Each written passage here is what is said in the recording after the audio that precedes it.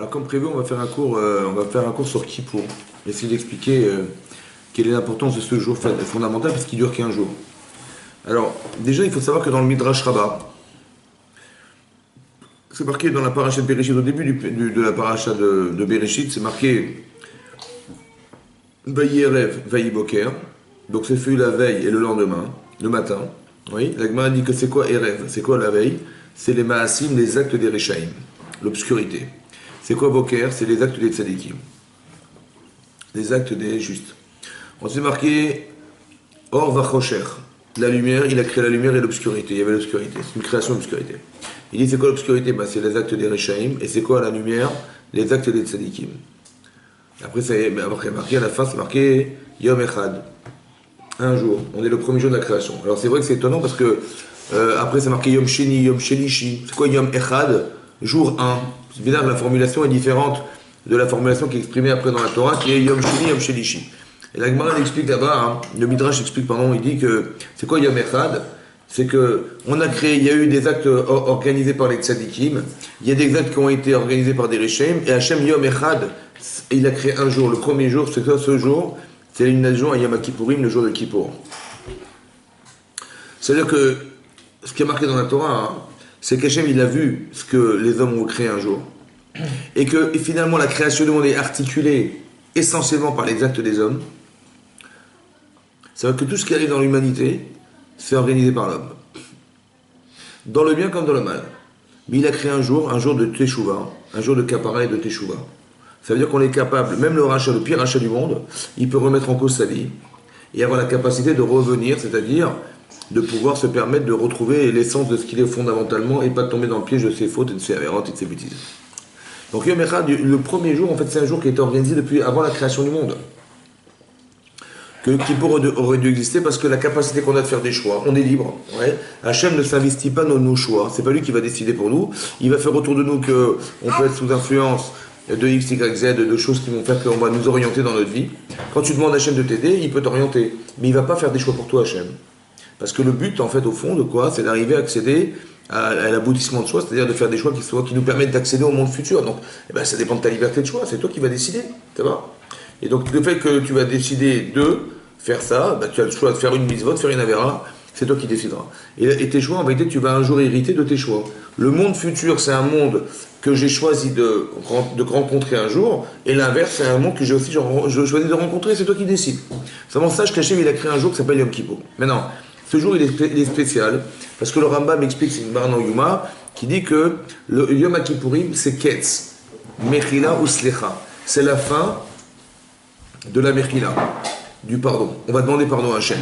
Et la Slecha, c'est qu'Hachem nous pardonnera.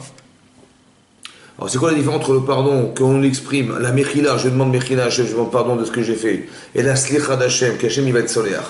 Alors il explique les commentaires, il dit que ce qu'on dit dans la tfila, c'est l'Achlanu Avinu, pardonne-nous Hachem. C'est quoi la slicha, le pardon d'Hachem? C'est comme ça.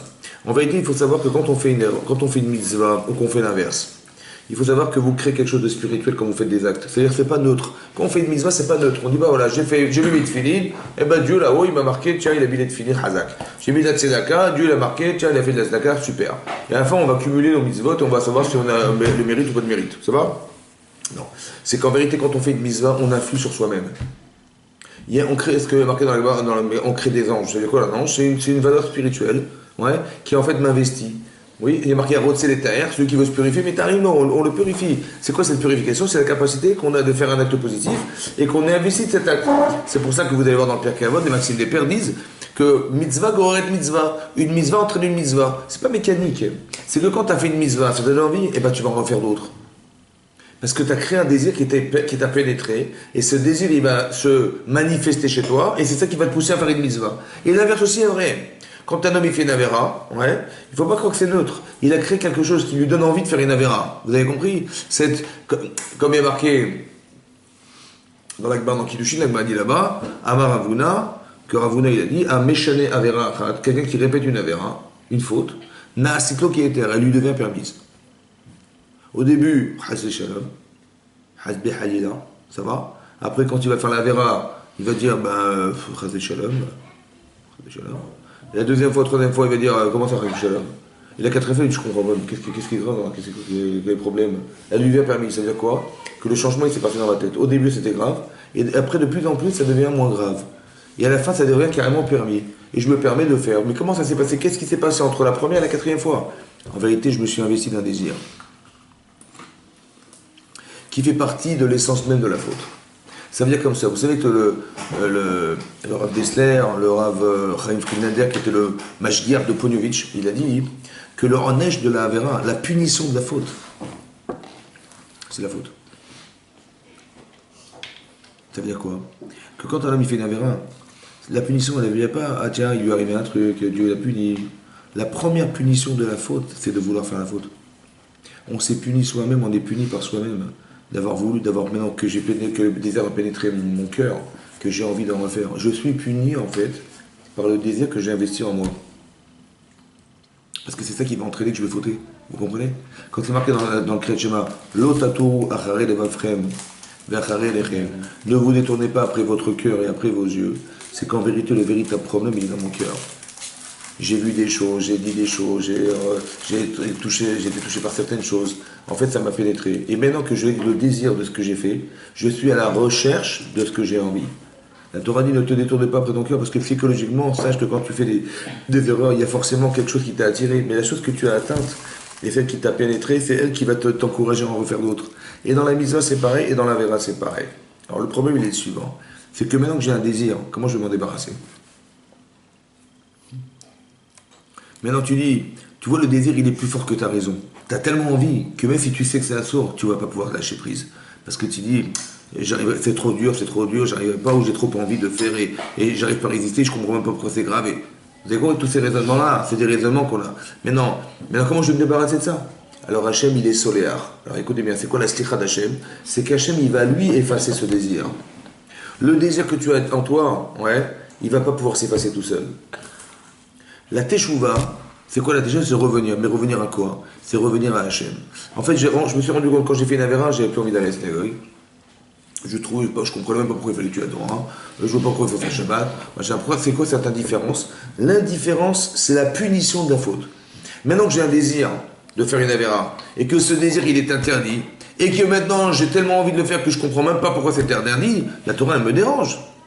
Vous comprenez pas? Désir dès le début. Hein? Il y a des gens qui font pas parce qu'ils ne savent pas ou qu'ils ont pas. J'ai dit le désir. Au début, je sais pas. Comme j'ai dit, je vois un type fumer, je dis tiens, pourquoi pas, tu vois. Mais j'ai fumé un paquet, 2 paquets, 10 paquets, 100 paquets, 1000 paquets de cigarettes. À la fin, la nicotine, elle me dit ça me manque. Au départ, c'est visuel, après, ça devient personnel. Tu vois, ton corps, il a besoin de cette nicotine. Ton corps, il a besoin de ce désir d'avéra. Un homme, il a goûté à quelque chose, ça lui est difficile de s'en détacher. Parce qu'en hébreu, assour, ça veut dire interdire. Oui, mais assour, ça veut dire aussi attaché. L'interdiction est attachée à moi, j'ai du mal à me défaire d'elle, tu vois, parce qu'elle fait partie de mon quotidien, elle fait partie de mon vécu, elle fait partie de moi. Comment tu vas t'en débarrasser? Alors même quand tu vas te rendre compte de la gravité de la chose et que ça t'amène à des catastrophes, alors tu vas regretter, tu vas dire pardon au bon Dieu, mais tu vas demander Mechila pardon, comme tu te disputes avec quelqu'un, tu demandes pardon, mais tu vas demander, maintenant pardon, ok, mais j'ai ce problème, il est là, il est récurrent chez moi, j'arrive pas à m'en débarrasser. Alors je demande à Hachem de m'aider. De quoi faire? D'être soléar, de me pardonner. Et pardonner, ça veut dire qu'Hachem, il va effacer ce désir. Tu comprends ce que ça veut dire, ça? Je vais vous dire pire que ça. Mais quelqu'un qui fait pas Shabbat, il n'a pas de désir de ne pas faire Shabbat. Il a juste pas envie de se lever entre guillemets, quoi. Ah, écoute, j'ai compris, il y a deux formes de... Bien sûr qu'il y a deux formes de... C'est vraiment ce côté-là. Un type, tu dis, bon, il faut pas prendre la voiture. Il faut pas prendre l'ascenseur. Il faut pas allumer la télé. Il faut pas... Donc, il va le prendre dans le grand, mais pas comme un plaisir de prendre l'ascenseur. J'ai pas dit plaisir. Le plaisir de prendre la bagnole va l'obliger à transgresser Shabbat. Tu comprends pas? Donc il y a des paramètres dans son existence qui vont freiner certaines relations avec Hachem, ou alors qu'on aurait tellement aimé qu'il fasse Shabbat. Tu comprends ce que je veux dire? Et ben non, parce que lui, il a d'autres intérêts personnels. C'est l'un contre l'autre. Tu mets d'un côté Shabbat, tu mets d'un côté la télévision, le balade, le machin, partir à Deauville et tout, tu dis, mais il n'y a pas photo. Donc le désir qui est de se procurer du plaisir quelque part, il va contrebalancer le fait de devoir se restreindre à ne pas devoir respecter Shabbat. Tu vois ce que je veux dire? Donc c'est forcément, il y a toujours un contre dans ton cerveau, il y a toujours une chose il y a un contrebalancement. Qu'est-ce qui pèse plus lourd? Quand tu fais un choix dans ta vie, tout le temps c'est comme ça. C'est une balance. Tu vas faire le choix de ce qui pèse le plus. Mais tu as mis des paramètres d'un côté, il y a des paramètres de l'autre. Mais où ça pèse le plus, c'est dit, bah, ouais, je préfère ça, c'est logique, parce que voilà, j'ai envie de ça, et ça pèse plus que de l'autre côté où il n'y a pratiquement rien. Tu vois ce que je veux dire? Et c'est ça qui entraîne un désir personnel. Mais ce que je veux dire par là, c'est comme ça. Il y a un jour dans l'année, on va pouvoir effacer ça, cette tendance. Mais est-ce que ça nous pèse ou ça ne nous pèse pas? Alors je vous explique un truc. Il y a un Midrash, un Yalkut Shemoni, qui dit comme ça. Le Midrash il demande la question suivante. Il dit quelle est la punition du fauteur? Alors on a demandé à la Chokhma, à l'intelligence pure. Elle a dit, Ravina Passo qui dit, marqué dans Michelet, quelqu'un qui faute, il est attiré par le mal. Ça veut dire que quelqu'un qui faute, eh ben, il va chercher ce qui attire, ce qui va alimenter la faute. Oui, chez lui. Donc c'est un système. C'est une comment vous dire? C'est une spirale. Que quand un homme il faute, il a un désir, et ce désir va entraîner le désir de fauter. Donc c'est une spirale, c'est une mécanique, c'est la chokhma, c'est l'intelligence. Ça veut dire que tu as compris psychologiquement qu'un type qui investit un désir, eh ben, il va essayer d'assouvir ce désir, il va recommencer, c'est une spirale infernale. Voilà ce que la chokhma. Donc c'est quoi le honnête? C'est qu'il va fauter. Ils ont demandé la Torah. Ma'on shoshel fauter, c'est quoi la punition du fauteur? Il dit Shiavi korban vit kaper, qu'il amène un korban, un sacrifice, et il pourrait expier sa faute. Et on sait pertinemment qu'un korban, on amène quand on a fait des fautes par inadvertance. Le type, il a oublié que c'était Shabbat, il a eu une lumière où il ne savait pas, par inadvertance. Mais la Torah, elle n'a pas trouvé de solution. La Torah pure, elle n'a pas trouvé de solution à un fauteur volontaire. Après la Gemara dit, le Midrash Rabbah, le Yalkut Shemoni demande, il dit, mais, et on a demandé à la prophétie, ouais, que Marot Shusha Choté, quelle est la punition du fauteur, il a dit que chez Yamout Choté Yamout Becheto, que la prophétie c'est le prolongement, c'est la prophétie c'est de voir loin. Et bien elle dit au bout du chemin là-bas, la prophétie elle voit au bout là-bas, que le bout de la faute c'est la mort. Qu'un type il peut mourir de sa faute, ça va? Voilà ce qu'elle a dit la Torah, et voilà ce qu'elle a dit la Névoie, et voilà ce qu'elle a dit la Chokhma. Ah, Sheba, jusqu'à ce que vous soyez venu Hachem, et elle dit non, qu'il fasse Teshuvah, et c'est bon. Maintenant le Maharal de Prague il explique. Parce que là-bas, la question est suivante, c'est marqué dans la Torah, dans Parashat Kitavo, c'est marqué que Kikarov elecha davar meod, la chose la plus proche de ta bouche et de ton cœur, ouais, tu te rapproches de la chose la plus proche de ta bouche et de ton cœur. Et là-bas, le Ramban Nachmani, il explique que c'est la tchouva. Donc c'est marqué clairement la tchouva. Donc qu'est-ce qu'il dit? La Torah n'a pas trop de solution. La Torah a trop de solution. On dit, dans les Chacham, ils ont expliqué, selon le dad, l'esprit de la Torah. Parce que quand tu te rends compte de ce que c'est qu'une faute, en fait, c'est très compliqué de se trouver des solutions. Alors je vous explique pourquoi. Le Maharal de Prague, il dit comme ça. Imaginez-vous, voilà, tu dois recevoir des gens, comme aujourd'hui on doit recevoir des gens, et votre femme elle a acheté des fleurs. Ouais, un beau bouquet de fleurs avec de multicolores, beaucoup de couleurs, etc. Il dit, bon, il est super ton beau bouquet, mais on n'a pas de vase. Où est-ce qu'on va mettre les fleurs? Alors elle dit, bah écoute, téléphone à tes amis, machin, il téléphone à droite à gauche, personne n'a de vase, où est-ce qu'on va mettre les fleurs? On va pas tenir comme ça. Il dit, bah tiens, je vais aller voir mon voisin. Ça va? Et il va voir son voisin, il dit, voilà, bonjour madame, bonjour monsieur, excusez-moi de vous déranger, comment vas-tu? Ça va? Excusez-moi de vous déranger. Et donc, il dit, excusez-moi de vous déranger, j'ai des fleurs, machin à la maison, mais j'ai pas de vase où les mettre, est-ce que vous n'auriez pas un vase à me prêter? Il a dit, non, je suis désolé, j'ai pas de vase. Et lui, il voit dans la salle à manger, il voit un vase. Et il dit, incroyable, il y a un super vase. Il n'y a rien de tout dedans. Il est pas dessiné en place. Attends. Et il est multicolore. Il te dit, mais c'est exactement ce que j'ai besoin. Ma femme, elle a acheté un bouquet avec du rouge, du vert, des machins. Il est exactement comme j'ai envie. Ah, faut que je vous en prie, prêtez-moi ce vase. Il dit, ah, c'est impossible. Pourquoi? Il dit, parce que c'est un vase. Ça fait 200 ans qu'on l'a. De père en fils, on se le passe. On fait très attention. Il est hyper fragile. Impossible de vous prêter. Mais je vous en supplie, on fera très attention. Je vais faire, on va mettre le truc dedans. Franchement, il serait idéal pour la soirée parce qu'il est vraiment magnifique et tout. Et c'est impossible. Je vais arrêter d'insister, c'est pas possible. C'est un truc de 200 ans qu'on a à la maison, on se le passe de père en fils, c'est impossible. Il dit, mais là, il est comme un malade, il insiste. Il dit, écoutez, je prends de garant. Il sort des trucs. Il dit, voilà, j'ai un chèque de caution, tout ce que vous voulez. Il dit, mais je vous en prie, c'est famille, c'est un bibelot. Il fait, écoutez, bon, alors il accepte. Et le type, il est super content, il prend son vase, il le met là-bas, il met les fleurs, c'est magnifique et tout. Et la soirée se passe super bien, et un jour, à un moment donné, il y a un gosse qui cavale dans la salle à manger, et il tombe sur un truc, il tombe, son frère, il le pousse, il tombe, il sort le vase, il le pète. Ça, c'est là, il s'en fout. Et il casse le vase. D'accord? Alors d'abord, il tue son fils. Non, je rigole. Il casse le vase. Il casse tout le vase et ça. Alors, tu dis, il est comme un malade. Il dit, comment on va faire? Qu'est-ce qu'il fait avec ce vase? C'est une folie, quoi. Capara? Quel capara, le type, il va me tuer. Il dit, ça fait 200 ans qu'il est, je veux pas le recoller, qu'est-ce que je veux faire avec? Ça va? Vous avez compris? Qu'est-ce qu'il va dire à son voisin maintenant? Je t'avais dit de pas me le prêter. Ben, écoutez-moi bien, c'est très compliqué. Hein. En vérité, on nous a donné des chamas. On nous a donné un corps. On nous a donné un but dans la vie. On nous a donné des trucs. Quand on a fait des avérotes, est-ce qu'on n'a pas cassé quelque chose? Hachem, il t'a donné une neshama. C'est pas ton voisin, c'est un cadeau beaucoup. Il t'a donné une neshama. Maintenant, tu viens, tu dis, elle est brisée. Et tu ne peux pas la recoller. Alors, ils ont demandé à la Torah. Et maintenant qu'elle est cassée, qu'est-ce qu'elle dit? La Torah dit, bah écoute, ça sert à rien. Quand tu vas te débrouiller, ils ont demandé à la névoie. Il dit, il va te tuer, le type. Et l'autre, il va demander à la rencontre. Tu compris? Qu'est-ce que tu vas dire? Jusqu'à ce qu'Hachem dit, t'inquiète pas, je vais moi aller recoller les morceaux. Ça veut dire, si tu fais tchouva sincèrement, c'est pas grave. Je les recollerai les morceaux. Vous avez compris? Il faut se rendre compte de la chance qu'on a de Kippour. On a la chance de pouvoir faire tchouva. Et la chose qu'on a détruite, en fait, on ne se rend pas compte que c'est plus possible de réparer. Il n'y a qu'Hachem qui peut réparer. Tu peux monter en l'air, tu peux regretter toute ta vie. Ce que tu as vécu, c'est resté en toi, et ça restera en toi jusqu'à ce qu'Hachem il expie ta faute. L'expiation de la faute, Kippour, Mechaper, c'est que à ce moment-là, et c'est seulement à ce moment-là que ça va se passer. C'est que le jour de Kippour, après c'est terminé. C'est le ketz de la slicha et de la mechila d'Hachem. Après on verra l'année prochaine. Donc c'est un moment fondamental. Maintenant, plus j'ai peur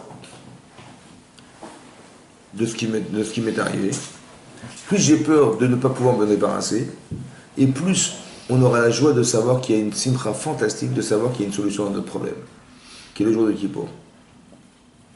La teshuva, c'est pas d'avoir bonne conscience. La teshuva, c'est pas de se dire, voilà, je vais faire teshuva, comme ça tu pourras plus me reprocher.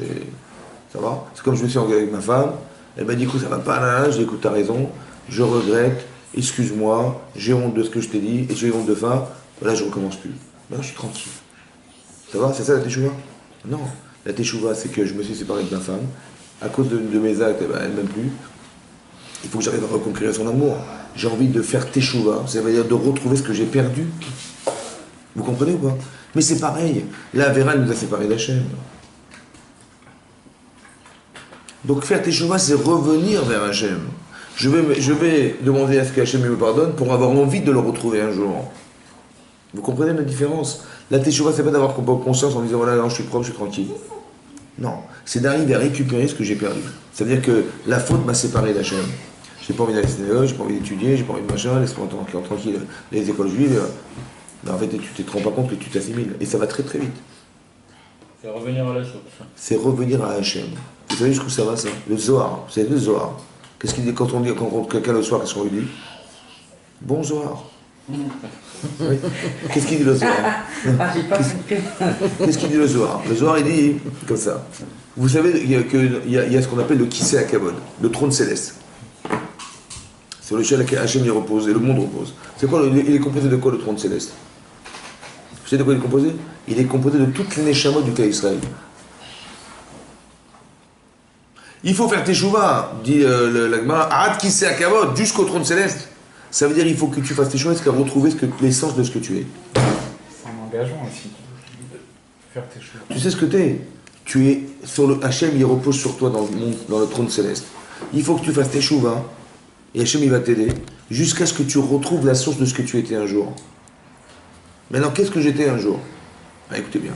Il y a Gemara dans Nida, la Gemara dit là-bas, on a souvent répété qu'un enfant dans le ventre de sa mère, qu'on ne savait pas avant, mais qu'on sait parce que la Gemara nous l'a dit dans la Gemara dans Nida d'Aframed, qu'un enfant, il se nourrit par sa mère, il mange, il boit parce que ça passe par le cordon ombilical, le cordon ombilical il lui permet de respirer, parce que tout est fermé. Sa bouche est fermée, ses os sont fermés, tout est fermé. Ce qui est ouvert après la sortie du ventre de sa mère, c'est fermé à l'intérieur. Mais alors, comment il respire? Il respire par le cordon ombilical. Comment il mange? Par le cordon ombilical. Non, il a un problème de parnassa? Non, il mange gratos. À part ça, dit la Gemara, il apprend la Torah Kula. Il y a un ange qui vient lui apprendre la Torah. Dans le ventre de sa mère. Et à part ça, dit la Gemara, Il est roé misof arla vatsofo. Il voit dans le ventre de sa mère, il a une vision de la création du monde à la fin des temps, à la même seconde où je vous parle.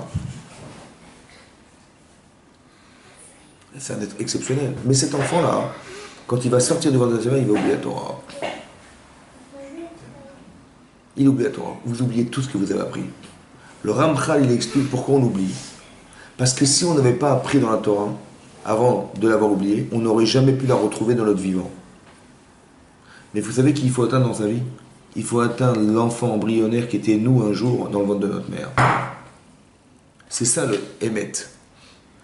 Tu sais, tu regardes l'Agma Yigmar, Sanhedrin, l'Agma dit là-bas que Adam Arishon, avant d'avoir fauté, il apprenait la Torah avec Hachem, il avait des anges qui apprenaient la Torah, et les anges s'occupaient de nous à manger, à boire et tout, il avait pas besoin. Et quand il a fauté, il est sorti du Gan Eden, du Jardin d'Eden, il a dû travailler sur son fond, mais il est exactement cet enfant, l'embryon, il est exactement comme Adam Arishon avant la faute.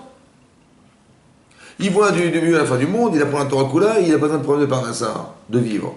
Exactement la même attitude qu'avait Adam Arishon avant d'avoir fauté, cet embryon, il est dans le ventre de sa mère. Vous savez ce que ça veut dire, ça?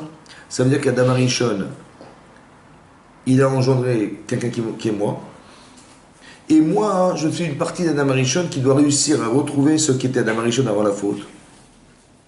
La Teshuvah, c'est revenir à l'état embryonnaire qui était un jour le mien dans le ventre de ma mère. Sans la Torah, c'est impossible. Parce que tu apprends la Torah dans le ventre de ta mère, et que si tu veux retrouver ce que tu étais, bah, tu vas passer par la Torah. C'est impossible autrement. La cohérence, elle passe par la Torah.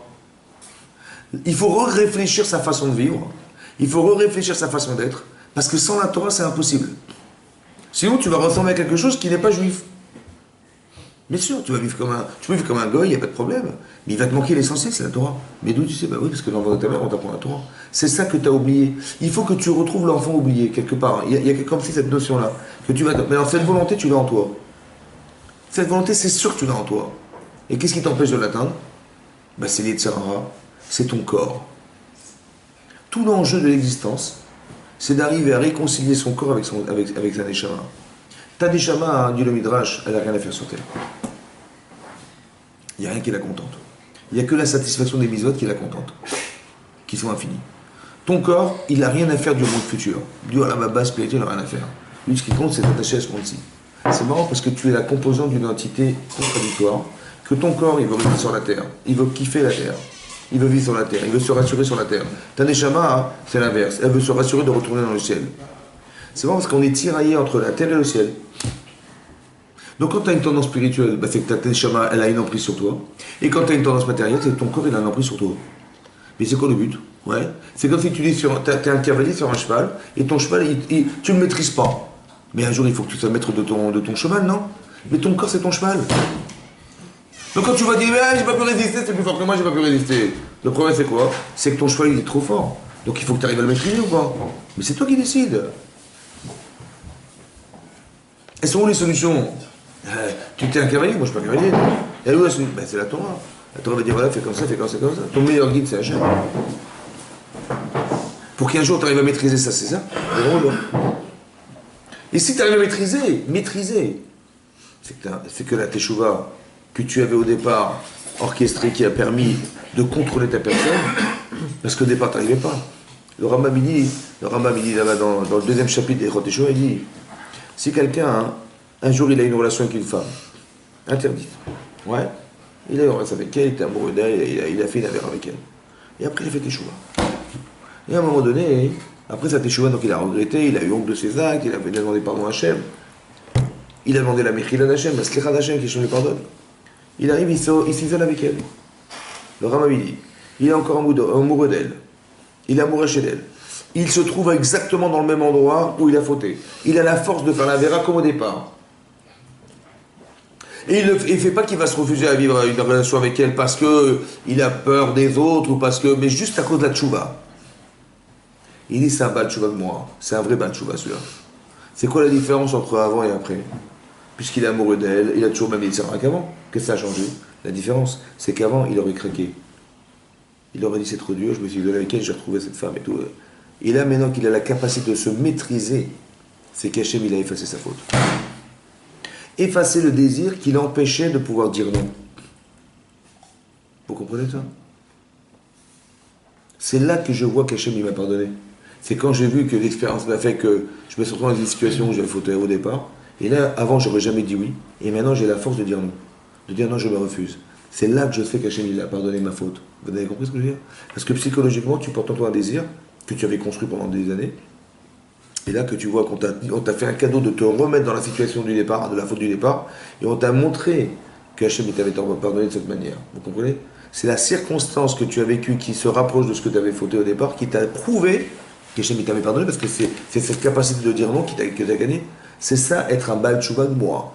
Un vrai Baal Tshuva, c'est pas un type qui n'a pas dit Sarah.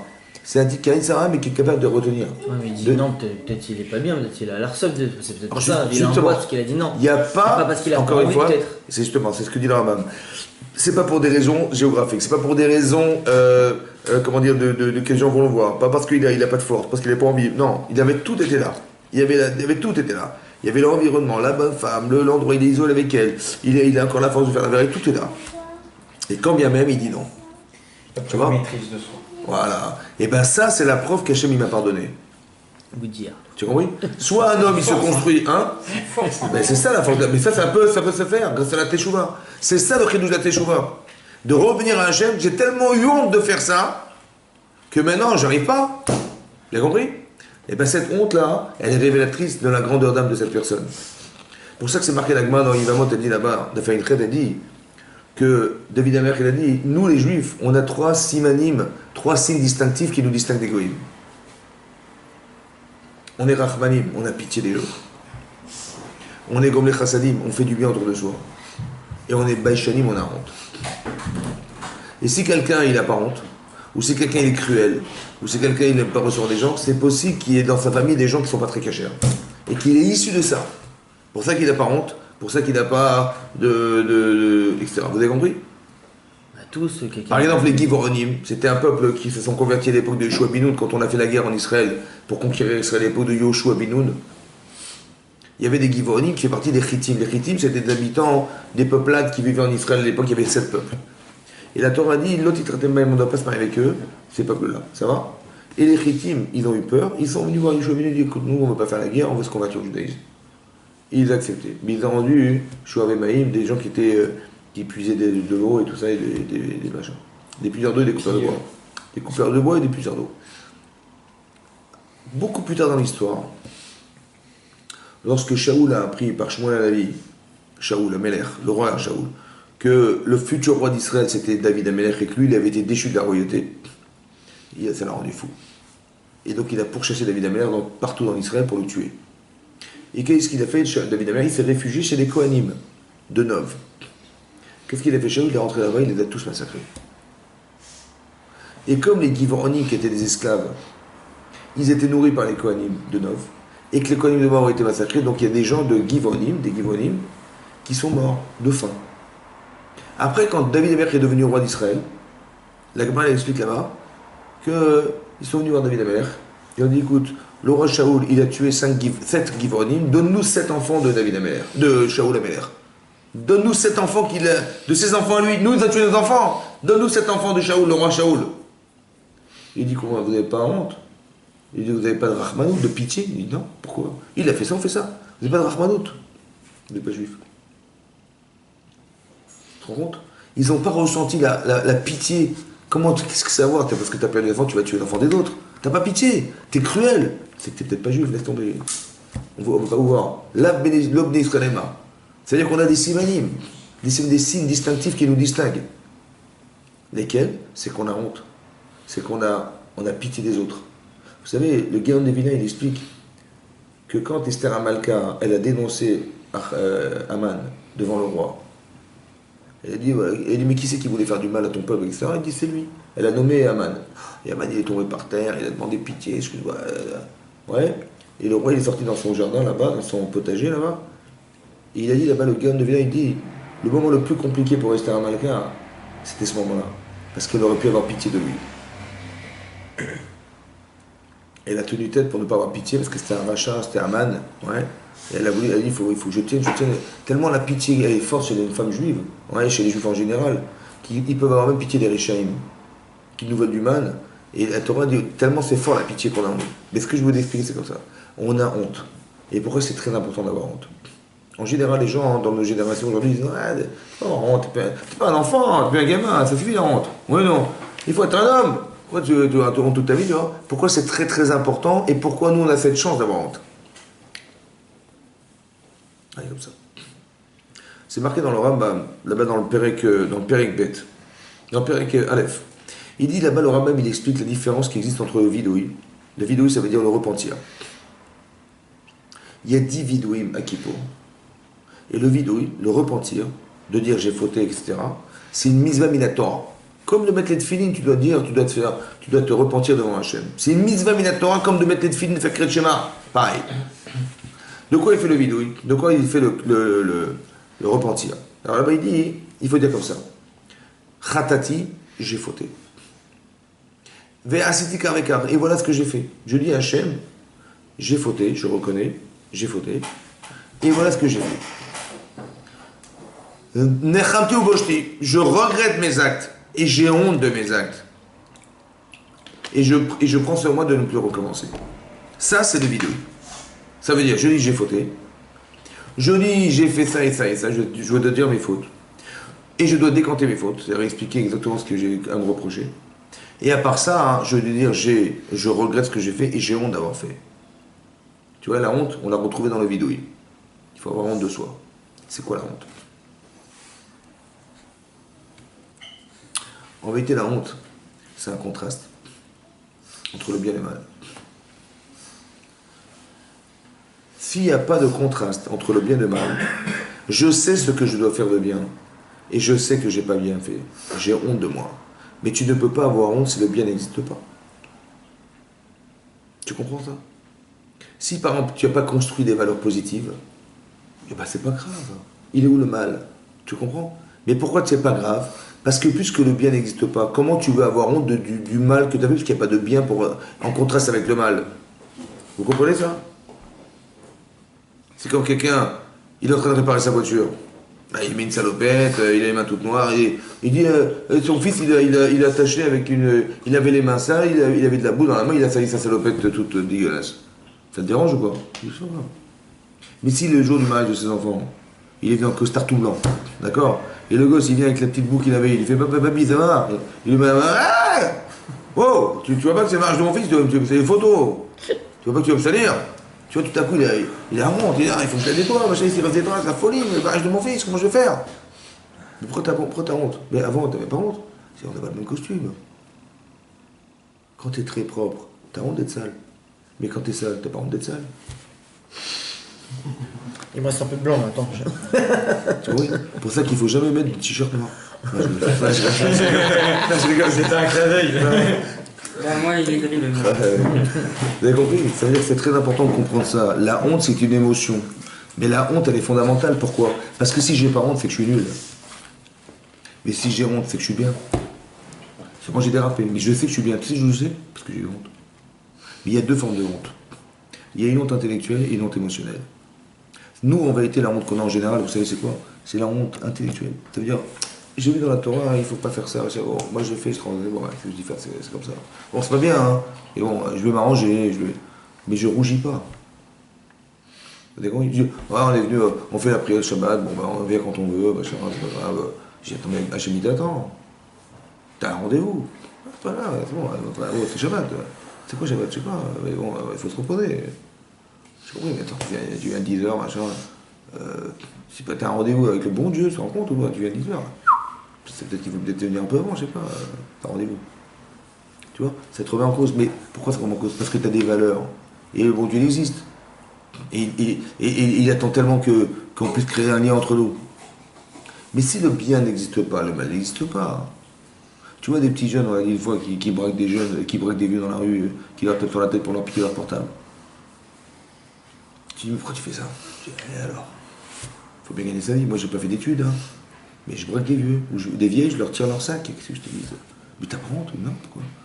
Bah, en plus, c'est plus facile sans vieux. Je vais pas prendre des baraquets, je vais me faire casser la figure. Mais je prends des petites vieilles, ou des petits vieux, ils savent pas se défendre. C'est facile, non? Je dis, t'as pas honte? Non, quoi? Bah, j'ai pas fait d'études, moi, comme toi, moi. Mais t'as pas honte de taper un vieux, t'as pas honte de taper une vieille, tu la tires avec ton scooter quand elle se traîne par terre et tu lui arraches son sac et elle crie, tu t'en fous. Je dis, bah, attends, mais même, je suis même content quand je lui ai piqué le sac parce que il y avait 50 € dedans. Je dis, t'as pas honte, non. C'est pourquoi t'as pas honte? Parce que c'est pas grave. Mais pourquoi c'est pas grave? Parce que la vieille, je lui dois rien. Mais ta grand-mère, tu peux lui faire ça, toi? Je dis, ah, ma grand-mère, je peux pas. Ah, ta grand-mère, tu peux pas. Mais elle est une grand-mère, elle. Pourquoi l'émotion de la vieille, ça t'a pas dérangé? Parce que puisque le bien n'existe pas, le mal n'existe pas. T'as compris pas? Donc qu'est-ce qu'il faut faire pour que la personne ait honte? Construire des valeurs positives chez elle. Et tu vas voir que plus la personne est positive, plus elle est fière d'elle-même, plus elle a des valeurs profondes, et plus le dérapage la dérange. Jusqu'à quel point? Jusqu'à ce que ton corps il a tellement honte de faire que même pas il envisage de transgresser la Torah. Parce que la honte intellectuelle, tu l'as dépassée, même ton corps il a honte. Comme tu aurais honte de taper ta mère. Tu peux taper ta mère, toi? Même si je me dis, même si elle me fout 2 balles dans la tête et elle me jette dans la rue et tout, je peux pas la frapper, c'est impossible. Pourquoi? Parce que ma mère, elle représente tellement de choses pour moi. Il y a tellement d'amour, il y a tellement de compassion, que même pas ça me traverse l'esprit de lui foutre une meuf, c'est impossible. C'est trop contradictoire, parce que la claque contredit trop l'amour. Donc même pas, tu vois, c'est ça qu'il faut construire. La teshuva, c'est d'avoir honte de ses actes. Mais pour avoir honte de soi, il faut construire une personne qui a honte d'elle-même. En fait, on est deux. Celle qui n'est pas construite, elle n'aura pas honte de l'autre. Quand je te dis, mais pourquoi tu fais ça? Je dis, alors quel est le problème? Et moi, à ma place, peut-être tu aurais fait la même chose. Ça te dérange pas? Non, ça me dérange pas, ok. En vérité, on n'est qu'un seul dans la même bêtise. En vérité, si j'ai construit quelqu'un qui est clairvoyant, qui est cohérent, et que je vois que je fais un acte qui ne correspond pas à ce que je sais de moi, j'ai honte de moi. J'ai honte de moi. Comment j'ai pu faire une chose pareille? Mais tu parles de qui, mon chéri? Tu parles de toi. Comment tu peux dire de toi parce que c'est toi? Mais j'ai honte de ce que j'ai fait par rapport à ce que je suis. Et dès l'instant où tu construis cette personne-là, tu es capable de la construire, alors tu as gagné. Que demain, tu ne recommenceras pas. Et là, tu vas regretter, et là, tu peux prendre sur toi de recommencer, parce que tu as construit une personne qui ne fera pas la faute. Mais si tu n'as pas construit cette personne-là, tu vas toujours fauter. Tu comprends ce que je veux dire? Il faut être capable de construire une personne. Ça veut dire au moment où on fait une avéra, c'est qu'on a un manque d'amour envers Dieu. Il y a Dieu, c'est sûr, mais déjà de comprendre, je t'explique un peu. Ce sont des mécanismes. Il faut savoir qu'une avéra n'apporte aucun bénéfice. Donne-moi une avéra dans ta vie, tu vas mentir, tu vas tricher, tu vas voler, tu vas pas payer tes employés. Toutes les avérotes que tu connais dans le Torah, tout ce que tu connais dans le Torah, est-ce que tu crois qu'elles ont de l'avenir, ces avérotes? Est-ce que tu peux vivre sereinement en étant un voleur? Pédard, c'est impossible, ça va? Est-ce que tu peux mentir toute ta vie? Moi je suis serein, je me baraquine tout le temps. Mais un jour, on va bien voir que c'est toi. Et toi, comment toi tu peux vivre faux toute ta vie? Tu vas être faux toute ta vie? Tu vas faire croire aux gens toute ta vie, mais tu vas être saturé un jour d'être faux toute ta vie. Enfin, t'en as marre. Ça n'a pas d'avenir. Une avéra n'a pas d'avenir. La mitzvah a l'avenir. T'es un type honnête, tu fais du bien autour de toi. Prenez des exemples évidents. Je sais pas, moi, tu vois des grands dictateurs dans l'histoire. Tu dis, Saddam Hussein, il a vécu pendant 34 ans une dictature, mais profonde dans son pays. Un jour, on lui a fait croire que ses propres gendres, ils allaient faire un coup d'État pour lui prendre le pouvoir. Eh bien, il les a tués. C'est pas grave. C'est ses filles, elles ont été des veuves. Ses filles. Et attends, j'ai le pouvoir. Je peux pas. Qu'est-ce que je fais? Bon. Finalement, qu'est-ce qui est devenu ce type-là? Il a été pendu. Mais tu te rends compte la puissance d'énergie qu'il y avait là-bas? La deuxième puissance mondiale de pétrole. Quel fric qu'il y avait là-dedans? Qu'est-ce qu'il aurait pu faire de l'Irak? Il aurait pu faire une grande puissance du Proche-Orient. Qu'est-ce qu'il a fait? Qu'est-ce qui reste aujourd'hui? Le Hamas, le truc, la ruine. T'as compris pourquoi c'est comme ça? Parce que quand tu penses qu'à toi, tu ne vis que pour toi, tu peux tuer tes propres gendres, tu peux assassiner toute la population juste pour gagner le pouvoir, ça n'a pas d'avenir. Quand tu partages pas ce que tu es, ça n'a pas d'avenir. Vous avez compris ce que je veux dire? La Avera n'a pas d'avenir. Il faut faire tes chouvas pour arriver à donner un sens à tout ça. Tu dis, mais j'ai pas envie de perdre. Mais tu vas pas perdre. Quand tu vas investir de l'argent dans ton peuple, c'est-à-dire, tu vas créer une université, tu vas investir dans la médecine, tu vas investir dans l'urbanisme, machin. Les gens vont travailler, ils vont ramener l'argent, ils vont payer des impôts, mais tu vas gagner de l'argent, t'inquiète pas, tu vas pas en perdre. Donc non seulement tu vas pas en perdre, mais en plus tu vas faire vivre. Mais quand tu gardes pour toi et que celui qui bronche, tu le tues. Parce qu'il faut pas qu'il... Comme aujourd'hui, tu vois, en Syrie, c'est autonome, c'est pareil. Ils font les manifs parce qu'ils en ont marre d'être gouvernés par des dictateurs, le type, il les métraille. C'est comme ça. Mais qu'est-ce qu'il dit? Il dit, mais vous n'avez rien compris. Si moi je m'en vais, mais c'est le Hamas, je sais pas, c'est le Daesh qui va prendre le pouvoir, c'est n'importe quoi. Et si même vous n'avez pas Daesh, mais c'est. Qui c'est qui va gouverner? Ils ne savent pas gouverner les gens. Donc je suis obligé de vous tuer parce que faut bien que je garde l'intelligence du pouvoir, vous comprenez ou pas? Voilà, vous avez compris, le type il est carrément intellectualisé son problème, c'est lui qui va. Et arrête ton cinéma, fais tes choux. Fais tes choux, ça veut dire remets-toi en cause. Mais pour faire tes choux, il faut être capable de se regarder. Il faut avoir l'humilité de se voir. En général, on n'a pas envie de se voir. Quand quelqu'un, tu lui fais un reproche, il va t'envoyer balader. Il dit de que je me mêle. Parce que moi je m'occupe de ta vie, moi. Ouais. D'abord toi, arrange-toi, pourquoi tu m'arranges? Bah, il a raison. Hein? Il a raison. Bien sûr qu'il a raison. C'est vrai ou pas? Il a complètement tort, bien sûr. Pourquoi? Parce que c'est pas parce que le type. Quand je dis comme ça, un type il te fait un reproche. Il y a marqué c'est marqué dans Perkavot. Ohev et Tatoracha. Il faut aimer les reproches. Pourquoi il faut aimer les reproches? Alors, je vais t'expliquer. Et je te dis pourquoi. Un homme, il a une avéra en lui. Il a une faute en lui. Est-ce que ça engendre de la souffrance? Est-ce que ça amène de la souffrance autour de lui? Bah oui. Est-ce que lui, il souffre? Non. Bien sûr qu'il souffre de ça. Un homme qui ment toute la journée, qui vole les gens, et ça, il souffre pas. Parce qu'il a une pression contre lui. Il souffre pas. Un type, il se fout de sa femme. Ça va? Il s'en fout complètement. Elle va au Big V, il rentre à la maison, il voit le foot. Et l'autre, elle attend comme ça, il est comme une idiote. C'est son boulot. Ouais. Donc il dit, et ça va dire alors, oh, je suis là, tu m'as vu ou pas? Il va souffrir de ça, lui, un jour. Il fait souffrir aussi les autres, non pas? Mais ça, c'est la vera, ça. L'indifférence, c'est une vera. Oui ou non? Très bien. Mais non, il en souffre ou pas? Alors si ça va lui dire, écoute, mon chéri, je suis là, tu m'as vu ou pas? Bon, je dis, bon, fais tes choix. Je dis, ok, t'as raison, excuse-moi, je coupe la télé, je fais tes choix. Il va gagner de faire tes choix ou pas? Ben, il va retrouver sa femme. C'est un exemple que je donne. Oui ou non? Il va rater le match. Il va rater le match. Non, elle lui a dit déjà. Elle sera toujours là après le match. Non, parce qu'il en a rien à foutre. Il en a rien à foutre du match. Du match de foot. Moi, j'aime pas le foot. Hein? Moi, je m'en fous. Ah, mais le match, c'est quoi le match? C'est le football. Elle dit, on n'a rien à foutre. C'est pas pour toi. Alors, Moi j'aime pas le foot, mais j'aime que le ballon. c'est vrai. Alors, écoute-moi bien. C'est pour ça qu'il y a des mécoubades. Pas des mécoubilles. Mais ce que je voulais dire, c'est comme ça. Donc, il va faire des choix. Hein, mes coups de boule. Ça fait mes coups de boule. Tout boule. Alors, hein? Dédicace. Maintenant, il va faire teshuva. Ça va être mieux pour lui. Il va être mieux après la teshuva ou il va être moins bien après la teshuva? Oui. Il va être mieux. Donc ça vaut le coup d'écouter les reproches. Est-ce qu'on est mieux avec la vera ou on est moins bien avec la vera? Donc quand un type dit mais t'as un problème, on devrait l'accepter logiquement. Parce que si je m'en débarrasse, je serai toujours mieux que si je le garde. Et qu'est-ce que je fais moi par réflexe? Ben non, je le garde. Parce que tu m'as vexé, tu m'as machin. C'est vraiment que j'ai pas compris en fait. Parce que j'ai vu le reproche comme si que tu m'avais humilié et tu m'avais ramené à l'idée que j'étais nul. Mais c'est pas ça qu'on a voulu te dire. On a voulu te dire c'est dommage que tu te débarrasses pas de ce qui fait de toi un petit bonhomme. La teshuva, c'est d'arriver à grandir. Et la capacité qu'on a de comprendre ce principe, c'est d'arriver à comprendre que quand tu vas te débarrasser de ce qui te fait petit, de ce qui te rend petit, minable, un gamin, bah, tu vas prendre des nouvelles résolutions. Une avérin, c'est de la gaminerie. Quand tu réfléchis. Non? Un adulte, il est responsable, il se rend compte de ce qu'il fait. Il est responsable, donc il fait gaffe. Donc la teshuva permet d'arriver à l'âge adulte. Tu es dans ton travail. Par exemple, tu as un enfant, il a 3 ans. Ouais. Mais il a grandi, il a 35 ans. Ouais. Et ben tu lui parles comme s'il a 3 ans. Alors, tu viens, on va à table. Ah, faut venir à table. Alors, tu as fait ce que je t'ai dit. Je dis, oh, j'ai plus 3 ans. Mais il y a des gens, ils n'ont pas fait teshuva. Ils ont l'impression qu'il a encore 3 ans. Je dis, oh, t'as rêvé, il a 35 ans ton fils. Fais teshuva, remets en question ta personne et remets en cause les choses pour que tu comprennes que les choses ont évolué. Mais la teshuva, c'est de la logique pure. Dans ton travail, tu t'adaptes à la situation, ça dépend où tu vis, ça dépend de ce que tu fais. Bah, tu dis, je m'adapte.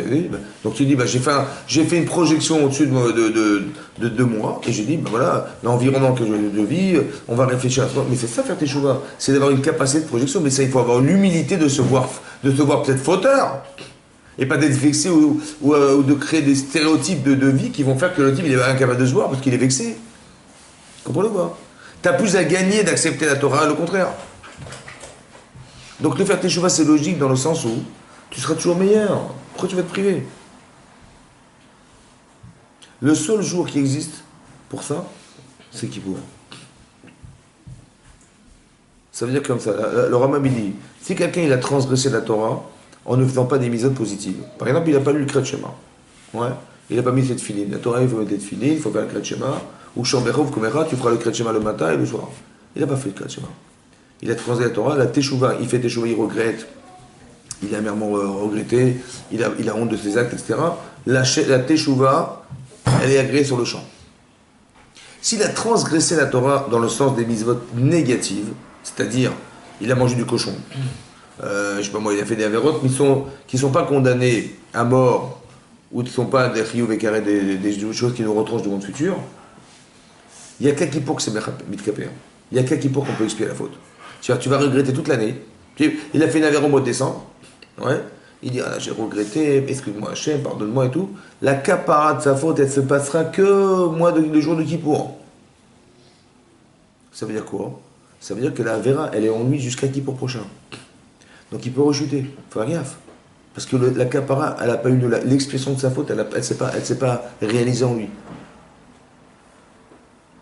Vous avez compris ça? Est-ce qu'il y a le retranchement du coup et de la mort? Sauf ça, il y a ces... Alors là, justement, le Rambam que tu lui dis, si un homme il a fait une avéra, il a transgressé Shabbat, qui condamne à mort, ou bien il était avec sa femme, elle était nida, ou bien une chose où il a mangé du chametz à Pessah, c'est un ça qui dit, il fait chayev karet, il a transgressé Kippour, il a pris la voiture Kippour, chayev karet, ouais, oui, il dit là-bas, le Rambam il dit, la teshuva, elle suffira pas. Le jour de Kippour, il suffira pas jusqu'à ce qu'il ait des sourires, des souffrances. Parce que la souffrance, c'est elle qui va finaliser la capara de la personne. Pourquoi il faut passer par la souffrance? Parce que lorsqu'on est chayev karet, on est retranché du monde futur, on est chayev condamné à mort par la Torah, c'est qu'en vérité la personne est morte. Pourquoi elle est morte? Parce que le désir de la vera, il est beaucoup plus fort que sa conscience. Donc il est mort. Est-ce que vous comprenez qu'un type qui ne veut pas maîtriser sa personne, c'est qu'il n'est pas vivant? Qu'est-ce que ça veut dire? Ça veut dire que c'est tellement profond que le problème en vérité, c'est que son corps, il a plus d'emprise que sa tête. Alors on va taper le corps pour libérer la tête. Comme le Rambam dit, si quelqu'un, il ne veut pas divorcer. Il ne veut pas divorcer, ça fait 10 ans que ça va mettre dans le guet, et le type, j'ai rien à savoir, qu'elle crève, je ne donne pas le guet. Ça va? Oui. Alors, il dit qu'elle crève, on lui dit, amène un corban, parce que tu dois être méca rêve. Non, je gueule. Dommage. Ma crive à la misère. Alors, il dit, là-bas, il a marqué comment dire, il dit qu'elle crève, je ne donne pas le guet. Qu'est-ce qu'on fait? Là-bas, la dit, le Rambam dit aussi, on le tape jusqu'à ce qu'il dise oui. Il dit oui. Mais en vérité, c'est quoi ce oui? C'est pas un oui contraint, c'est un oui volontaire. En quoi c'est volontaire? Il dit comme ça. Parce qu'en vérité, au fond, il veut divorcer. Et il veut lui donner le guet. C'est pourquoi il insiste. Parce que l'accumulation de toutes les souffrances, et de toutes les déceptions, et de toutes les vengeances, et de tout ça, il fait je ne lui donne pas de guet. En vérité, au fond, il veut. Seulement, c'est ça qui fait abstraction. Mais c'est son corps qui a la mémoire de toutes les souffrances. Alors, on tape le corps. Et quand tu tapes le corps, tu vas libérer la personne. Vous comprenez? C'est comme un type qui brûle un feu rouge. Qu'est-ce qu'on lui dit? On va aller en prison, monsieur. Non, tu vas payer un PV. Tu vas perdre des points. Je sais pas si c'est quel rapport avec les choucroutes. Il a failli écraser un gosse. Tu vas en prison direct. Non. Si tu dis, monsieur, vous êtes un criminel, il va dire, non, pas du tout, je sais conduire. Il dit, il n'y a pas de problème, vous allez perdre des points. Mais attends, si je perds des points, je peux plus en voiture, c'est comment je vais aller au travail? T'as compris? C'est son corps qui est dérangé. Et bien, monsieur, il va être très discipliné, il va s'arrêter au feu rouge. Parce qu'il a peur de perdre des points. Tu te rends compte qu'on est obligé, le type, de lui faire perdre des points pour pas qu'il tue les gens. T'as compris pas? C'est quoi ce langage? Il faut qu'il va payer 90 € pour pas tuer les gens. Mais 90 €, ça marche. Mais si tu dis, monsieur, vous êtes un criminel, dis-moi, c'est vous qui êtes criminel. Vous n'avez pas conduire, moi je sais conduire, moi. Même si je me fous, je vais l'éviter. T'as compris? Il dit, non, il n'y a pas de truc. Tu vas payer, mon vieux. Il n'y a pas de problème, j'arrête. On discute plus. Pourquoi? Parce que c'est un discours corporel. T'as compris ça? Tu as frappé son corps. Tu payes, pas de problème. Tu perds des points, tu vas marcher à pied maintenant. Marcher, terminé. Tu vois ce qui se passe? C'est ton corps en vérité qui te pose un problème. C'est ton corps que tu n'as pas convaincu. La teshuva, c'est d'arriver à faire que son corps, il va recomprendre que c'est sa tête qui avait raison, et pas son corps qui a raison. C'est pas ta côté animal qui a raison, c'est ton côté spirituel, ton côté humain, ton côté intelligent. C'est un neshama qui a raison, évidemment. Donc tout ce qu'il faut faire, c'est faire un travail qui soit un travail de conviction personnelle, c'est-à-dire d'arriver à se rassurer que ce que je pense est juste. Encore faut-il que ta tête soit claire. Et que tu apprennes des choses qui soient cohérentes. Parce que quand tu vas déraper, tu vas le savoir. Et quand tu vas réussir, tu le sauras.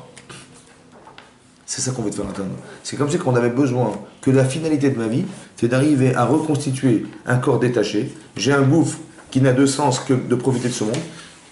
Une maneshama qui n'a rien à voir dans ce monde. Si tu arrives à réconcilier les deux, tu as le monde futur.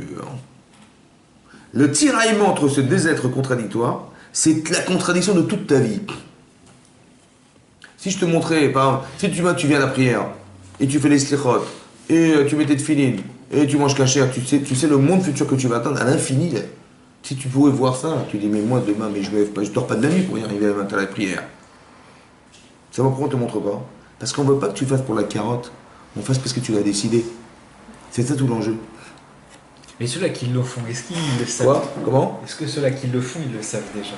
Mais il faut le savoir, Ils sont mais il faut l'apprendre. Mais la conviction, la dynamique, elle dépend de la conviction. Si tu n'es pas très convaincu, une fois tu vas y aller, il ne faut pas y aller. Mais plus tu sais, si je te dis, tu vas à la synagogue, je te donne 3 000 €.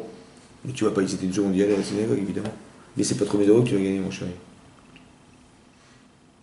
Tu sais ce qui est marqué dans la Gemara dans Kiddushin? La Gemara dit comme ça.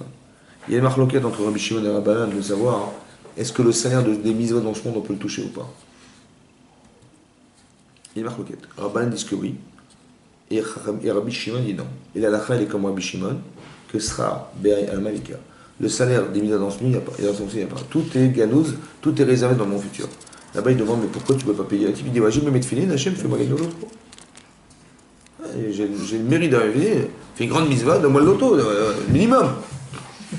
Il dit, Hachem, il dit non, tout ce que tu as fait, je te donne. Pourquoi je ne peux pas te donner dans ce monde-ci? Parce que tu ne peux pas monnayer une mitzvah.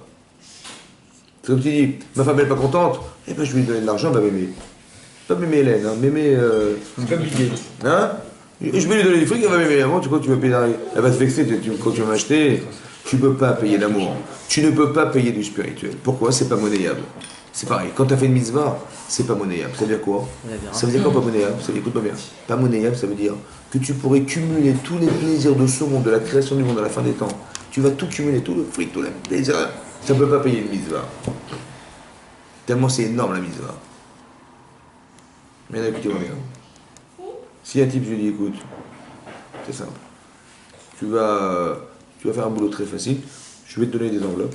Tu vas marquer le nom, le prénom, l'adresse, le code postal et la ville. Et tu mets un timbre. Bon. Je te donne 550 000 € par mois si tu remplis ça tous les jours, tu travailles comme ça. 550 000 €.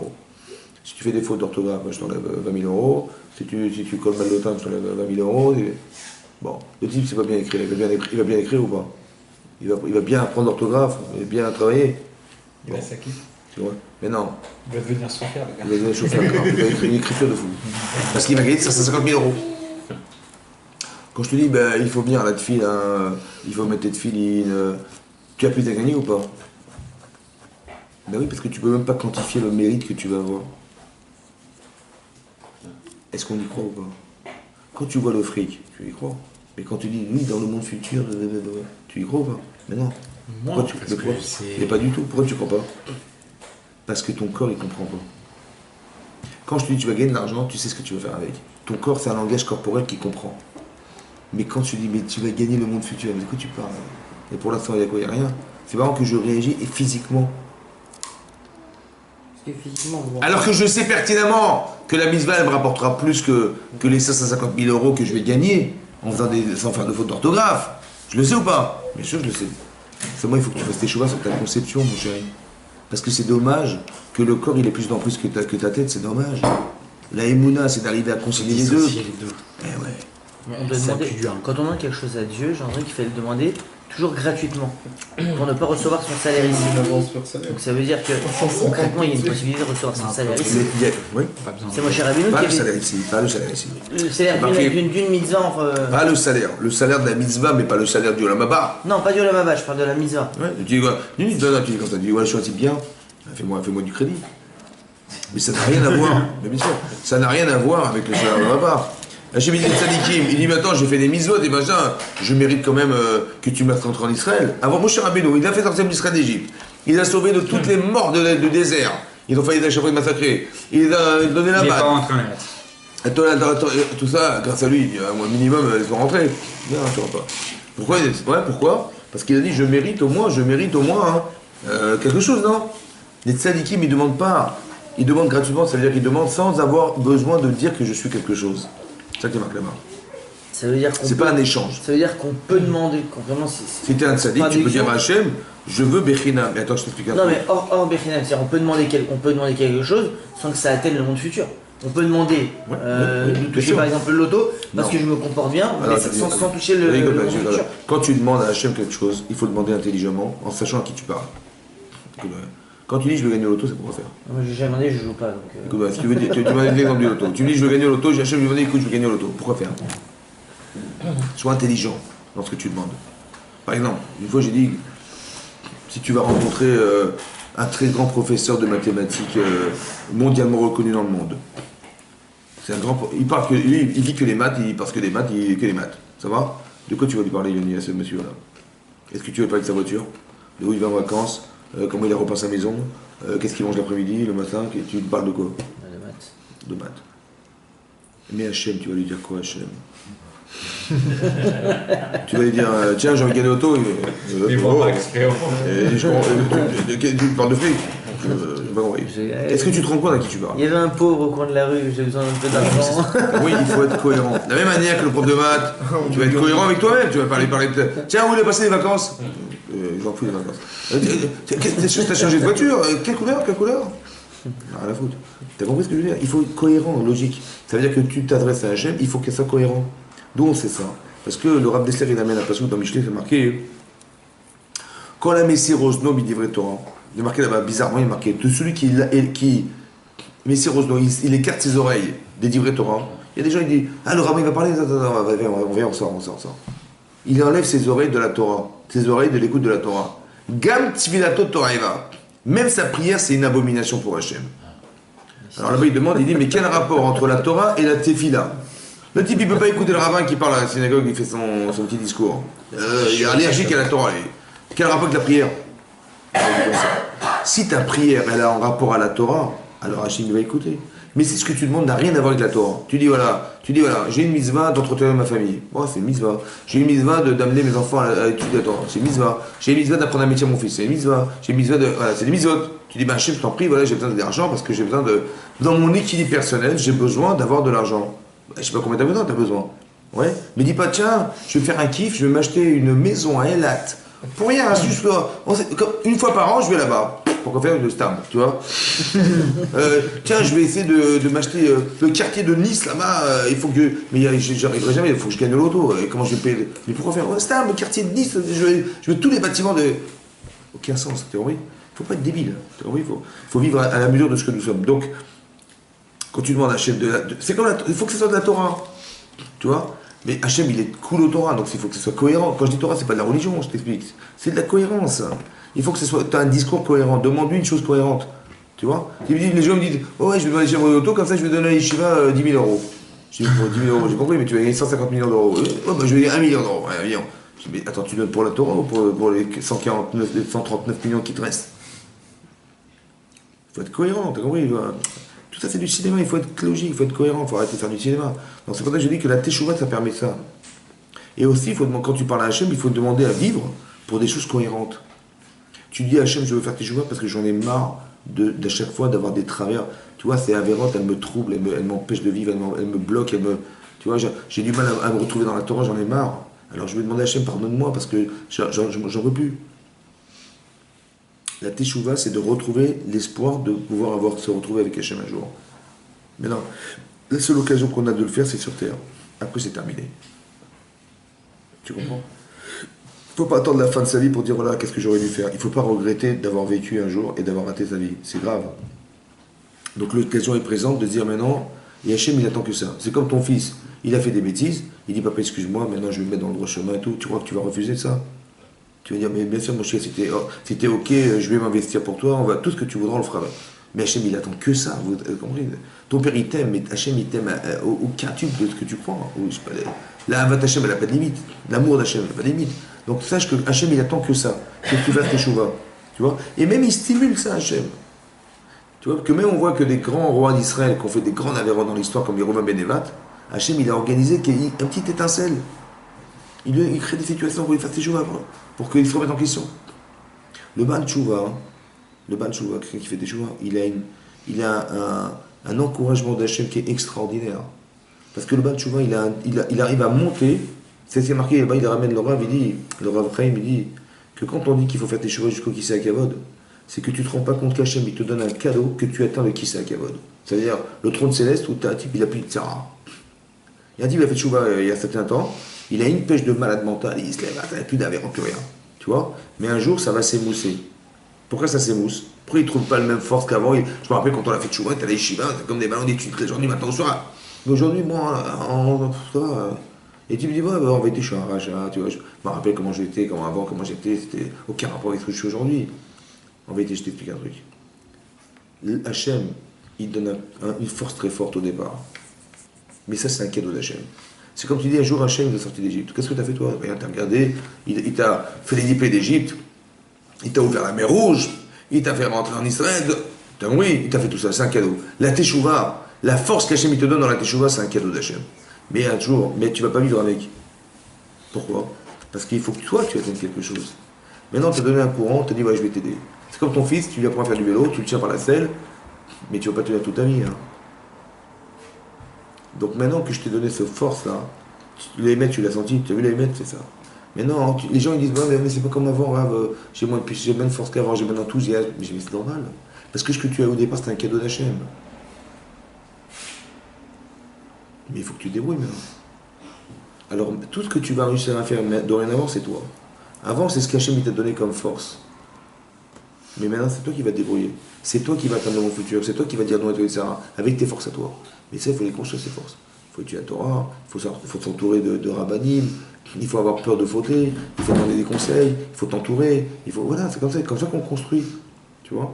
Et si on construit comme ça, des émotions, on les construit. Et c'est comme ça que tu vas évoluer. Et ne t'étonne pas que ce ne sera pas comme avant. Comme la Gemara dans Brachot a dit, le makom chez Balei Tshuva Omdim, là où se tiennent les Balei Tshuva, même les tzadikim ne peuvent pas se tenir. Pourquoi? Parce que le Baal Tshuva, il a atteint une pêche de folie que jamais le tzadik il atteindra. Ah ouais? Ah oui, jamais. Jamais. Parce qu'il est plus de Sarah. C'est-à-dire qu'Hachem, il te donne des forces. C'est-à-dire qu'il suffit d'ouvrir un petit peu la porte. Et tu verras que derrière, il y a une lumière fantastique. Mais ose ouvrir la porte, ose t'engager, ose faire des choses. Mais quand tu vois un jour le résultat de ce que ça a produit chez toi, mais tu peux dire que c'est merveilleux, c'est fantastique. J'ai retrouvé des forces, j'ai trouvé Hachem, j'ai vu comment Hachem m'a ouvert les portes quand même. Mais ça dépend de toi. Tu dis, qu'est-ce que ça cache derrière la porte? J'ai peur, je sais pas. Mais ouvre la porte, regarde, tu verras. Et nous, on n'ose pas, tu vois. Tu dis, ouais, j'ai pas le temps, j'ai pas ça. Mais si tu savais, tu pouvais t'imaginer tout ce que tu construis par ça, c'est fantastique. Puis pire que ça, je veux dire. Là-bas, le Rav Chaim de Vologine, il a dit comme ça. On ne se rend pas compte de ce que ça veut dire. Que quand Hachem il a créé le monde au départ de la création du monde, il a vu les maasés des mitzvot et des avérotes des gens. Vous savez ce qui est marqué dans le Midrash? Qu'est-ce qu'il a vu? Il a vu que, au départ, Hachem, ce qu'il avait construit dans le monde, c'était dans le but que l'homme il devienne quelque chose. Et que la réalité du monde, elle va dépendre de tes actes. C'est toi qui fais des mitzvot, c'est toi qui fais que la pluie elle va tomber. La bracha, elle vient de ton acte positif. Et la avera, c'est elle qui va engendrer la situation négative de l'existence de ta vie. Ça, c'est quoi? C'est ce qu'Hachem il a créé au départ. Mais même quand ça ne va pas, Hachem, il n'a jamais fait que ça va se détruire. Il a créé qui pour que tu puisses rétablir les choses. Mais écoutez-moi bien. Quand on fait des mitzvot, on ne se rend pas compte de tout ce qu'on construit dans l'univers. L'équilibre de l'univers, je vous dis, moi, il dépend de nos mitzvot.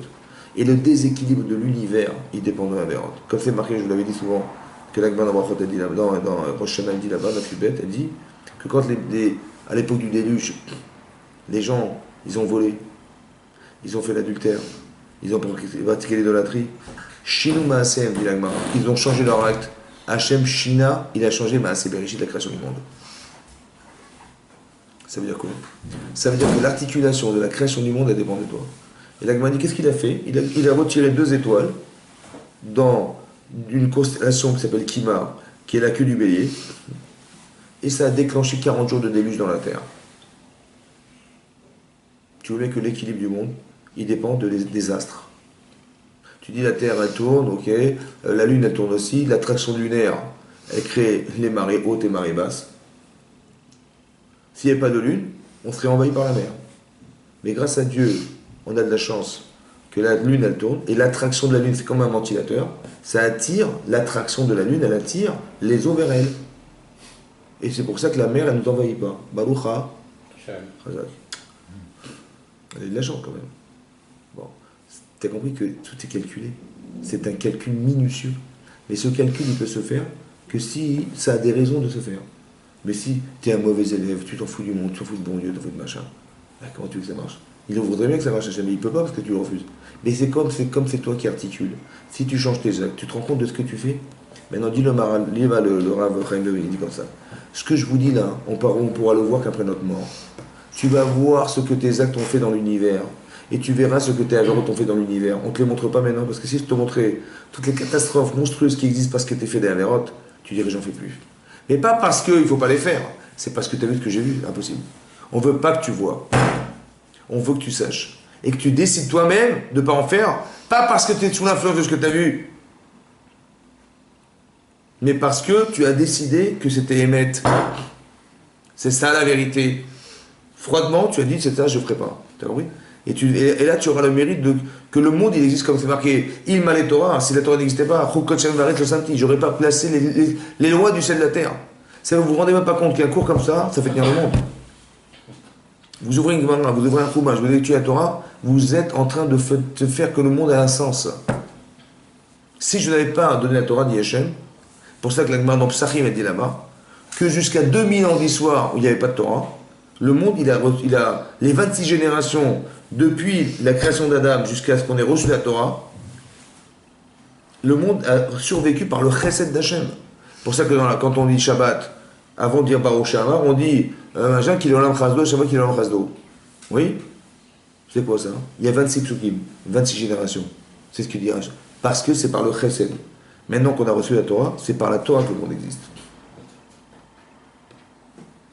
Donc il faut être cohérent, il faut étudier la Torah, il faut faire tes chouvas. Parce que si on est loin de ces valeurs-là, tu dis, mais on n'a pas grandi comme ça, on n'a pas grandi comme ça, on n'a pas été à l'Yeshiva, on n'a pas été. Je dis, t'as raison. Mais il faut que ça change. Il faut que maintenant tu puisses te dire que moi je vais être dans la Torah et mes enfants aussi, je vais être un exemple pour mes enfants, mais ça, c'est toi, ça dépend de toi. Bien sûr que tu ne vis pas à Bnei-Brak, tu ne vis pas à Israël à Jérusalem, on a compris ça. Donc dans la situation où tu te trouves, bien sûr, en fonction de ton environnement, de ton éducation, de ton passé, bien sûr qu'on n'attend pas non plus des merveilles, mais on attend que ça change. On veut changer, on veut faire des choses, on veut s'avancer, on veut dominer quelque chose, on veut, bien sûr que c'est ça qu'on veut. Mais en proportionnellement à ce que tu vis, à ce que tu es, ben on va te donner, on va pas te demander, on va demander en fonction de ton passé. Si un type, imaginez-vous, un type, il a vécu la Shoah, il a vu sa mère et son père brûler dans les camps de concentration. Il dit, je ne veux pas mettre de finine. On va dire, ben non, il veut mettre des finines. Ben non, et bien sûr, le type il est traumatisé, tu vois. Mais si ce type-là, un jour, on l'a appelé pour faire mignonne, mais il ne sait même pas lire. Hein. On dit, vous rentrez à l'extérieur, mettez juste une kippa, vous répondez Amen. Et le type, il dit, oui, d'accord. Alors qu'il doit se rebeller contre le bon Dieu à 150 milliards de pourcents. Il met la kippa, il dit Amen. Mais il a là-bas, direct celui-là. Direct là-bas. Tu dis, mais qu'est-ce qu'il a dit Amen? Il est bidon. Mais non, parce que regarde d'où il vient, ce type-là. Tout est proportionnel. Donc faut pas avoir peur, c'est pas grave. Parce qu'on n'a pas fait tout dans notre vie et tout ça. Mais non, c'est proportionnel. C'est pas toi qui as choisi ta vie. On t'a placé à Paris, Livry-Gargan, là où tu vis, c'est Hachem qui a décidé. Donc là où tu vis, ben on te demande d'être un homme là où tu vis. Mais proportionnellement, bien sûr, à ce que tu es, on t'a pas demandé. Vous avez compris ce que je veux dire? Et c'est pas grave. Parce qu'aujourd'hui, tu prends toi quelque chose, l'année prochaine, c'est autre chose, et tu avances, et voilà, c'est comme ça. Et tes enfants, ils vont évoluer avec toi, et ta famille va évoluer avec toi, et le temps que tu passeras sur la terre, ben, tu feras en sorte que ça se passe bien, que tu arrives à avancer. Mais il faut toujours avoir une perspective de vie et un objectif à atteindre. Très important, ouais, de dire j'ai un problème. Et c'est ça qui va amener à ce que la personne puisse évoluer, et la personne puisse avoir honte de ses actes, et puisse regretter des actes passés. Ouais, ou des choses, des influences négatives qui m'empêchent d'avancer. Il faut voir qu'est-ce qui m'empêche d'avancer. Et c'est ça ce qu'on appelle une avéra. L'avéra, c'est pas répertorié chez moi comme genre j'ai fait des actes négatifs. C'est ce que vous portez, c'est ce que chacun porte en lui, qui le freine et qui l'empêche d'avancer, qui est l'avéra elle-même. Ça va? J'ai pas envie, j'ai pas ça, je vois pas l'intérêt. Justement, vas-y, étudie, c'est le moment. Si tu vois que c'est pas intéressant, ben justement, c'est bizarre, tiens, c'est pas intéressant, et lui, il a demandé comment on le fait. C'est bizarre. Étudie la Torah, essaie de voir ce qui est marqué, et tu vas comprendre un jour que ça a un sens. La méconnaissance n'est pas une valeur en soi. Il faut apprendre pour se rendre compte qu'on n'est pas forcément en adéquation avec ce que la Torah demande. Mais le décalage, il est fonction de la méconnaissance. Consacre quelques minutes par jour, hein, c'est pas grave. Mais au moins, tu vas commencer à ouvrir des portes. Et Hachem, il attend que ça, que tu ouvres des portes et qu'il puisse te mettre toute la Torah dans ta tête. C'est comme ça. Mais il suffit d'avoir la volonté au départ. Après, tu dis, ouais, mais si je fais quelques minutes, à quoi ça sert? Je dis, bah, quelques minutes, tu verras que ça va servir. Parce que je dis, c'est quelques minutes, et quand tu vas goûter, ça va être quelques dizaines de minutes, et après, ça va devenir des demi-heures, après, ça va devenir des heures, et après, tu verras que tu ne pourras pas t'en passer. Mais c'est comme ça. On ouvre une porte au départ, et le désir rentre. Il est marqué dans le Midrash, tu ouvres la porte, un trou, tu fais un trou, qui est pitro shamachat, comme le trou du chat d'une aiguille. Hachem t'ouvre qui est pitro shamachat, comme une porte, comme une salle entière. Donc la volonté, c'est ça. Tu fais un petit effort, Hachem, il t'ouvre des portes énormes. Parce qu'Hachem, il attend que ça. Il veut que tu arrives là-bas, il veut que tu sois grande sadique, c'est ça qu'Hachem attend. Mais ça dépend de toi. Il faut faire l'effort d'atteindre cette volonté. Et Hachem, il t'ouvre les portes, il n'y a pas de problème. De la même manière que tout ce que nous sommes, à 99,19%, c'est Hachem. T'as choisi ta vie? Non. T'as choisi tes parents? Non. Ton environnement? Non. Tout ce que t'es? Non. T'as rien choisi du tout. Pourtant, Hachem, il t'a créé comme ça. Donc tout ce que t'es, c'est Hachem. On t'a juste demandé de faire un choix, de faire de toi quelqu'un de bien. C'est tout. Et quand tu vois que ça va pas, fais tes choix pour recadrer ta personne. Mais ce que tu es, c'est la volonté d'Hachem. Et ce qui t'entoure n'est que la volonté d'Hachem. On t'a juste demandé de faire un choix, dans tout ce qu'on t'a donné, de faire le choix d'être un type qui correspond à ce qu'Hachem espère de toi. C'est tout. Et ça, c'est un tzaddik. Et de faire l'inverse, c'est rachat. Hachem ne voulait pas ça, dommage. Tu vois, tu n'es que la volonté de faire de toi quelque chose. C'est tout ce que tu es. Tout le reste, c'est Hachem. Tu vois, c'est Dieu, grâce à Dieu. Tu comprends, c'est grâce à Dieu. Tu te mouvois, c'est grâce à Dieu. Tout ce qui existe là-bas, c'est grâce à Dieu. Donc, t'es quoi là-dedans? T'es rien. Tu n'es que la volonté de faire de toi quelque chose. Je désire décider d'être un tzaddik. Et quand je vois que je suis un rachat, j'ai malheureusement mal compris. Je regrette. J'ai honte de moi. Et je me redresse. Et je me rétablis. Et je deviens un tzaddik. C'est tout. Vous avez compris? C'est que la volonté d'être quelque chose et d'exprimer cette volonté dans le bon sens. Mais il va dire, mais qu'est-ce que tu vas devenir? Tu rêves. Trop tard. Le Rambam dit que même le jour de sa mort, il fait teshuva. L'homme askirimo, on ne lui rappellera pas les fautes du passé. Donc t'inquiète pas. Si tu changes, la personne qui a vécu, elle n'existe plus. Parce que tu dis, je ne me reconnais pas dans cette personne. J'ai honte de moi. J'ai honte de celle qui a fauté. Elle n'existe plus, cette personne. Parce qu'aujourd'hui, tu n'es plus elle, tu es l'autre. Tu as honte d'avoir été la première.